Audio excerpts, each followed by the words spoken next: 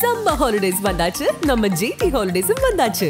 GT Holidays, South India's #1 travel brand. Meenakshi Academy of Higher Education and Research. Admissions open. Apply online.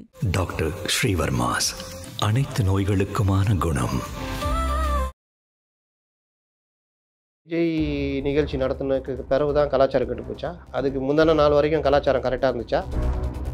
நடிகைக்கு dinner சாப்பிட்றதுக்கு மட்டும் 35 லட்ச ரூபா கொடுத்துருக்காங்க. ஒரு மனிதன் வாழ்க்கையில் பார்க்காத தொகை, வாழ்க்கை முழுவதும் சம்பாதிச்சா கூட 90% மனிதர்கள் பார்க்காத தொகை. ஒரு நடிகைக்கு ஒரு இரவு டின்னருக்கு கொடுக்குறத தகவலாக வருதில்ல, எங்கேயாவது கண்டிச்சிங்களா? ஒரு தந்தை குழந்தைகள் மேலே கை போட மாட்டாங்களா? ஒரு சித்தப்பா போட மாட்டாங்களா? ஒரு தாய்மாமன் போட மாட்டாங்களா? ரொம்ப கொதிச்சு சண்டைலாம் போட்டு ரொம்ப பிரச்சனையில் ஓடிக்கிட்டு இருக்கு. அதனால் தலைமையை கொஞ்சம் சந்தோஷப்படுத்துறதுக்கு விஜயை திட்டணும்னு திட்டுறாரு. ராஜாவை மிஞ்சிய ராஜ விஸ்வாசம்.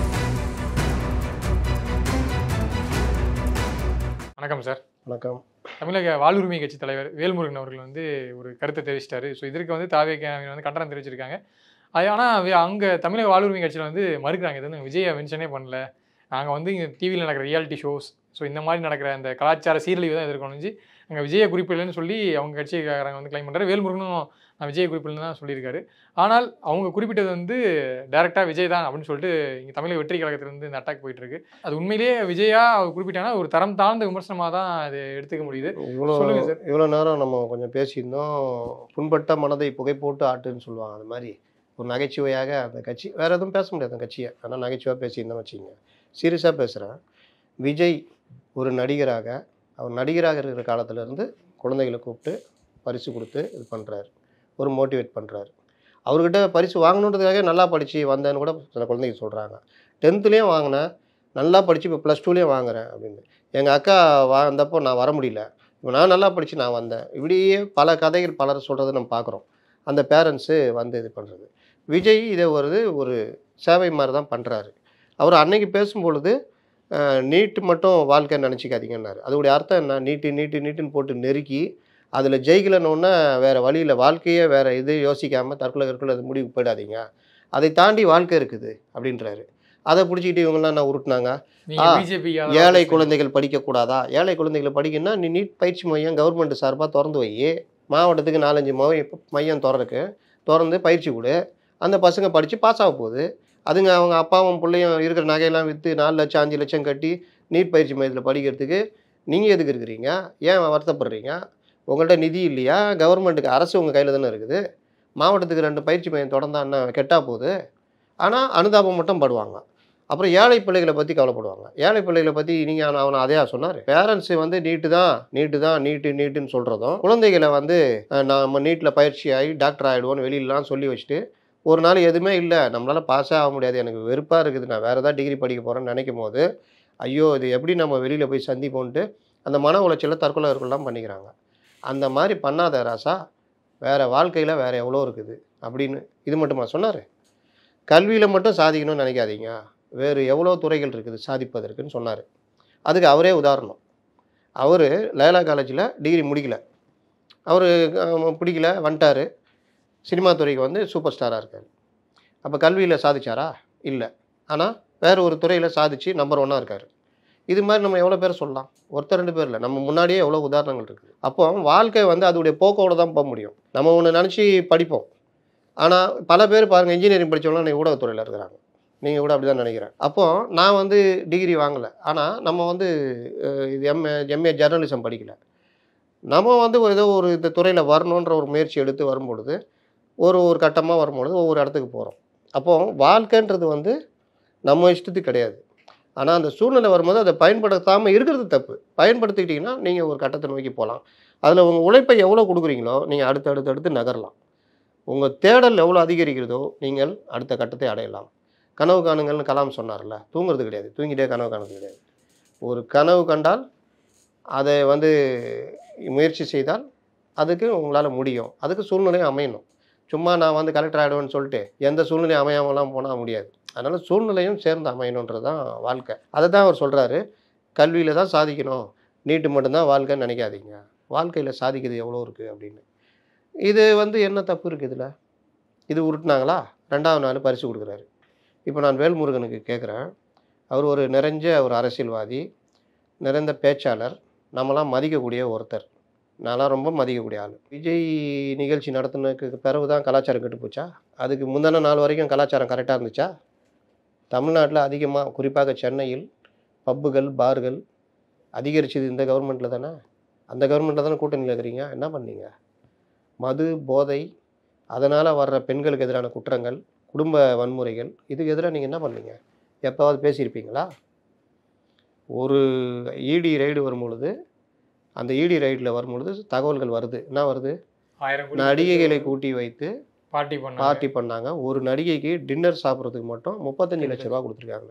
ஒரு மனிதன் வாழ்க்கையில் பார்க்காத தொகை, வாழ்க்கை முழுவதும் சம்பாதிச்சா கூட 90% மனிதர்கள் பார்க்காத தொகை. வாழ்நாள் ஃபுல்லாக இது வேலை செஞ்சுட்டு அந்த நிறுவனத்தில் அரசு நிறுவனம் சொல்கிறேன், சம்பாரிச்சுட்டு நிறுவனத்தில் ரிட்டையர் ஆகும்போது கூட அவ்வளோ தொகை கிடைக்குமான்னு தெரியாது. ஒரு நடிகைக்கு ஒரு இரவு டின்னருக்கு கொடுக்குறத தகவலாக வருதில்ல, எங்கேயாவது கண்டிச்சிங்களா? என்னையா நடிகையில் கூட்டி வச்சு பார்ட்டி? என்னையா வாழ்க்கை? கட்சிக்காரனுக்கும் இதுக்கு என்னையா சம்மந்தம்? இவன் யார் இவங்கெல்லாம்? டாஸ்மார்க்கில் நடக்குது ரைடு, சம்மந்தமே இல்லாத வீட்டுக்கெல்லாம் ரைடு போத இவர்கள். அப்போது எப்படி எந்த கனெக்ஷனில் இவங்கெல்லாம் வர்றாங்க? எப்படியா இந்த பணம் போய் படமாக மாற்றப்படுது? போதைப் பொருள் விட்டு அந்த பணத்துலேருந்து படம் எடுக்கிறாங்களே, இது எல்லாம் என்ன கலாச்சாரம்? சினிமாவில் மோசமான இது. இப்போ கமல்ஹாசனை கூட கூப்பிட்டு வச்சுட்டு நீங்களும் ஒரு ஆள் தானே ஓட்டு போட போகிறீங்க. அதே கமல்ஹாசன் விக்ரம்னு ஒரு படம் எடுத்தார், அதில் என்ன கலாச்சாரம் அப்படியே இருக்குதா? நடு ரோட்டில் சண்டை போடுறான், போதை மருந்து விற்கிறான். அந்த படம் என்ன படம் அது? ஏதாவது நாட்டுக்கு நல்லா சொல்லிச்சு அந்த படத்தில்? அதில் கலாச்சார சீரழிவு இல்லையா? இல்லை ஒரு டெய்லி தூங்கிட்டு இருக்காரா? வர்ற படம்லாம் அப்படி தானே இருக்குது. என்ன விஜய் பண்ண மட்டும் கலாச்சார சீரழிவு எல்லாம்? ஒரு தந்தையாக ஒரு 51 வயசு அவருக்கு ஒரு பையன் இருக்கிறான், டைரக்ஷன் துறைக்கு போயிட்டாப்புல. 22 வயசுகிட்ட இருக்கும். பொண்ணு இருக்குது, படிச்சுக்கிட்டு இருக்குது. அப்போ ஒரு 18 வயது பொண்ணு, 22 வயது பையனுக்கு தந்தையாக இருக்கிறவர் ஒரு +2 10th பாஸ் ஆன குழந்தைகளுக்கு பரிசு கொடுத்துட்டு அவங்க தோல் மேலே கை போட்டதில் என்ன குற்றம் கண்டுறீங்க? என்ன குற்றம் இருக்குது அதில்? ஒரு தந்தை குழந்தைகள் மேலே கை போட மாட்டாங்களா? ஒரு சித்தப்பா போட மாட்டாங்களா? ஒரு தாய்மாமன் போட மாட்டாங்களா? அந்த பேரண்ட்ஸ் எப்படி பார்ப்பாங்க? எக்ஸ்பிளேஷன் சார், மாற்றானோட மனைவியாக போகிறவங்கள வந்து இப்படி எத்தனை பேர் கூட்டியிருக்கும் போது இப்படி போய் கட்டி பிடிக்கிறீங்க? அது அவர் பார்வையில் இருக்க தப்புங்க. உண்மையிலே சொல்கிறேன், அவருடைய பார்வையில் அவருடைய எண்ணத்தில் இருக்க தப்பு. நீங்கள் யோசிச்சு பாருங்கள்.